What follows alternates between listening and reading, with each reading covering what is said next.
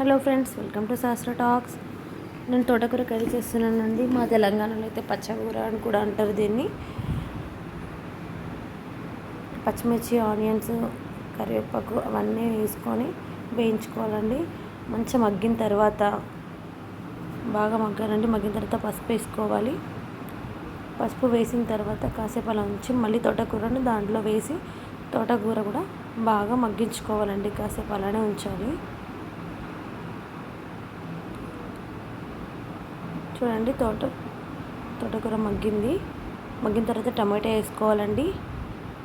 Tomato వేసుకొని కొంచెం కలుపుకొని టమాటో కూడా సేమ్ అలానే మగ్గిన తర్వాత సాల్ట్ అది వేసుకొని మూత పెట్టేసుకోవాలండి. అటు అన్నం ఉడుకుతుంది, ఇటు కర్రీ వండుతున్నాను. రెండు ఒకటేసారి వండుతున్నాను. చూడండి, అటు రైస్ అవుతుంది, ఇటు కర్రీ. రైస్ అయిపోయిందండి ఆల్మోస్ట్.